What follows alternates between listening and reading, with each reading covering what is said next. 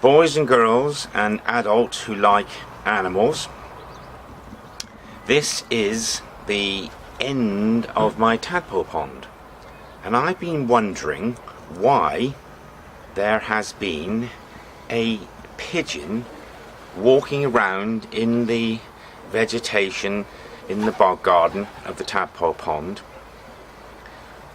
hiding behind the patio wall and walking between the patio wall and the fence. And I realised that this pigeon has been with me for 2 days in this exact position, and it looks like it's broken its wing. Yesterday I was walking around the garden following it, and it just kept walking. It couldn't fly, and it walked between the garage, and all animals know how to survive. And this bird has been sitting on that lead plate all night. It's got more tame because it started to trust me now, because I actually walked up to it and put that bowl of seed down on the ground right next to it. So the bird can survive. It's standing there. It can see across the whole garden. It's got some height, so it's got itself a safe position, and it has to stand on guard because it knows it mustn't be eaten by a cat, because this bird can't defend itself. I've never encouraged cats to visit this garden because I like attracting wildlife.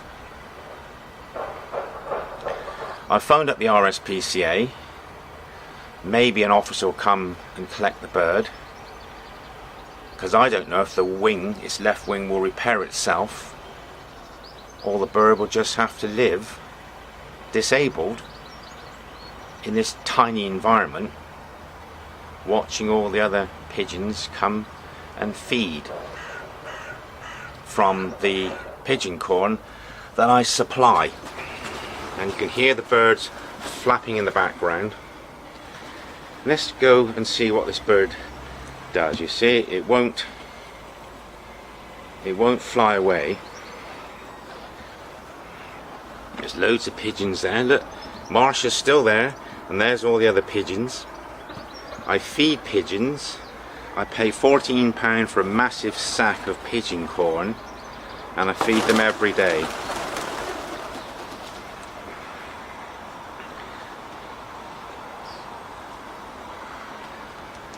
Nice pigeon.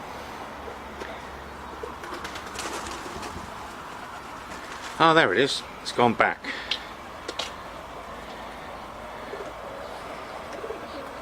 Yeah, there it is. So this is a bit of a pigeon sanctuary. That's where that pigeon often stands. It stands between that lead backboard and the foliage in the bog garden.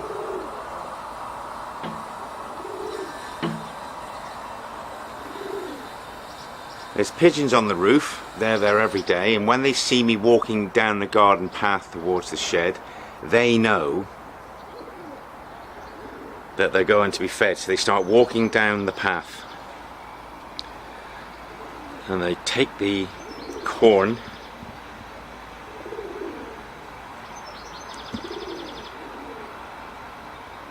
from the tray, and I give them one big scoop a day. But this poor little bird here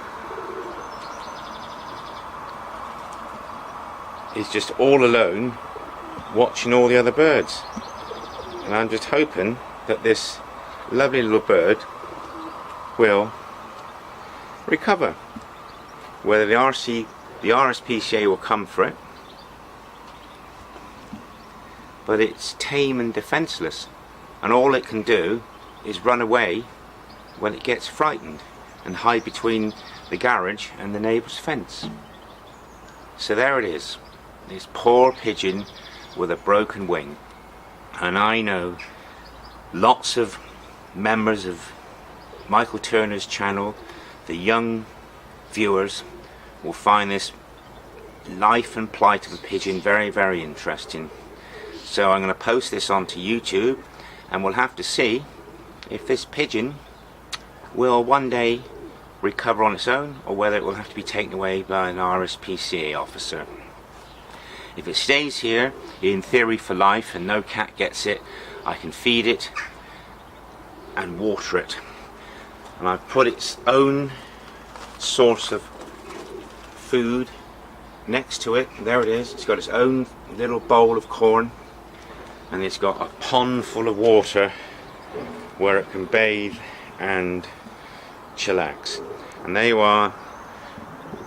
Marsha is here watching the proceedings. So this back garden's a bit of a zoo. There's about 5,000 tadpoles in this pond growing legs. There's the seagull. There's the goldfish in here.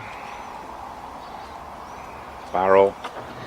And as ever, there is a pond full of newts with lots of newt tadpoles developing. And all the foliage down at the bottom of the garden is good for the pigeon to hide in, and if it looks carefully it'll come across some frogs and newts in there. So in a ordinary